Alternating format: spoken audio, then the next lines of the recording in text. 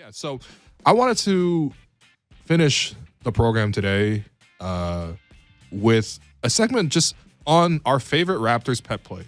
You and I both watch the Raptors very closely. Anyone who watches the Raptors all the time knows that they don't have like an extensive playbook. I would say, like, I think a lot of it is like a read and react offense, especially with bench units. It's a lot of improvisation. Yeah. Most teams in the NBA are this way now too. Like, I'm not even saying that in a way that like you have some sort of pejorative. This is why every team wants wings who can dribble and shoot and pass. Right? Yeah. Is the whole goal. This is what they're trying to do is that they can move towards this sort of motion offense, read and react. And the less stuff that's scripted, then the easier it is for a guy to drop into a different position. Right? You can go more positionless. Yes, exactly.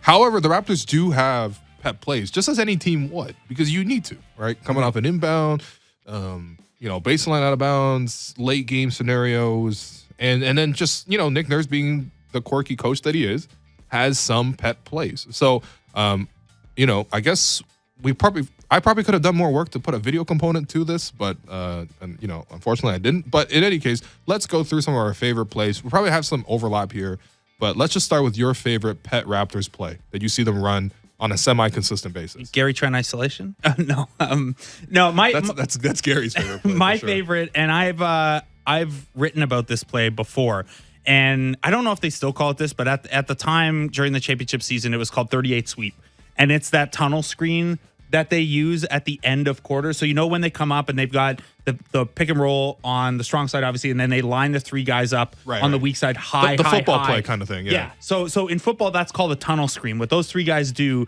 to set the screen for the one guy who's going to break off of that action, it's called a tunnel screen. You usually do it for a wide receiver at the start of a football play.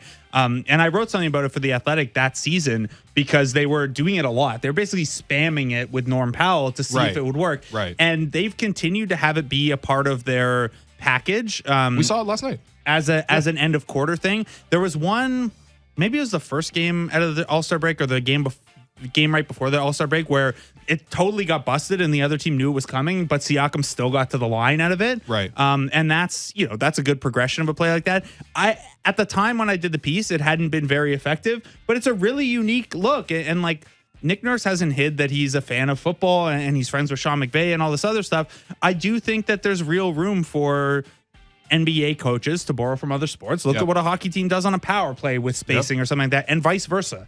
The fact that you get 5-on-4s in hockey and you can borrow from what basketball does to, free a guy like Steph Curry when you have an Austin Matthews on the power play or something like that. They're running the elevator doors from Austin Matthews? I mean, that's why how not? Mitch Marner scored 4 goals on the weekend? Let's see it. Run those elevator doors, yeah.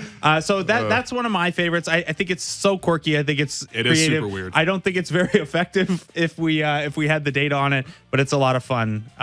Tunnel screen, 38 sweep, whatever you want to call it. Right. And as you're mentioning, that play, you have 3 guys on the left side of the floor, basically at half court.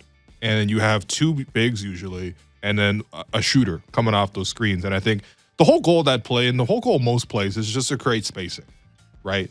Or confusion. And in that case, that play does create a lot of that, because that's not how you would normally line up in a way, but they used it. I think they used it in the Heat game as well.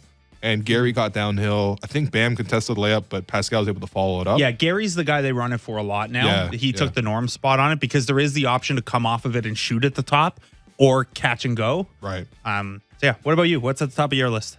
My favorite play for the Raptors that you see every single game 3 or 4 times is a baseline out of bounds where Fred is usually the inbounder. Sometimes Gary's the inbounder, but this is a baseline inbound where they throw the pass to... Usually, if Fred's inbounding, he's throwing it to Gary around the elbow area. He's going to seal his man. Fred's going to pass it. And then Fred, after inbounding, he's going to sneak along the baseline where he's going to get 1, maybe 2 screens, come around the corner there, and then they're going to hit Fred popping to the corner. Basically, a hammer action in a way. But it works all the time. Like, I'm not even kidding. It works at least once per game, sometimes twice per game. They run it for Gary as well. But basically, essentially, you're trying to get a 3-point shot off a screen in the corner. The thing is, I actually don't think Fred hits corner threes any other way in this whole season. So this is the most effective play to get him in that spot. But they run it to perfection. Sometimes I see teams snuff it out. It's not that uncommon of a play. It's not as quirky as the football play, but it's more effective, though. It's way more effective. Yeah, points per play on that play must be like 1 point plus. I love that one. I think Fred's getting really good at the relocation stuff. I think that when you're running a baseline out of bounds, sometimes what's slept on is that, yes, the backboard and the baseline basically act as additional defenders because you can't use that, but they're also kind of areas of inattention. Sure, you can lose an inbounder all the time coming off of a screen like that. You could probably also cheat a little bit, like how you move along the baseline after you inbound the ball. Like I'd love to go back and look at some of those frame by frame. Do the like Kyle Lowry, the inbound on the OG buzzer beater in the bubble, where he's like way out of bounds, where like he'd be in the second row of seats, but there's no rule against it technically. That's why the bubble's fake. Raptors still the champions. Speaking of Kyle Lowry, one of my favorites, and the Raptors don't run it quite as much anymore. It's an old Kyle DeMar staple. We saw Malachi Flynn and Jalen Harris do it last year, and I lost my mind. It's called, so the Raptors have a series called Rip Punch, but the main one out of this, and you see it usually either very early in a clock or in semi-transition, is just Kyle was dribbling up the floor, DeMar would sprint, like he'd be kind of coming up the floor slow, and then all of a sudden there's a big at the elbow setting a screen for him. Back screen, He quickly runs around it and there's a lob there. And Kyle and DeMar, I don't know how many times they did that play, like all the time, 40 over their time. And so it's at least stayed in the playbook enough that the 905 use it. Malachi and Jalen connected on it in the NBA last year toward the end of the season. So I love that one. That's I love the kind of, and the Heat are great for this, is having something that's like, that's not a play that belongs to that player. That's a play that belongs to this team, right? You can go back to when Nick Nurse first comes onto the coaching staff. And I don't know if it was a Nick Nurse designed play or it's just something that he liked and kept. But yeah, the fact that they still do that, 6-7 years in is awesome. No, I do really enjoy that play. And the last one here that I have time for is just the Fred Pascal pick and roll. Like it's super simple, but it's their best play. It's the play that they need to run when they are in crunch time, when they need a good bucket. And I prefer it more when it's Siakam handling and Fred screening. And obviously you can do the opposite as well. But I think with Fred screening, first off, he's a good screener, and then he flares out. He's a much better shooter than Pascal. So the threat of him popping and flaring out is much more substantial. And at that point, you just read and react to what happens. If they switch that matchup, Pascal gets to attack a small guy, or even you can give to Fred to attack a big, although I think Pascal attacking is better. If you double team, Fred's going to get the open three usually, right? Because Pascal's going to put the pass over the top.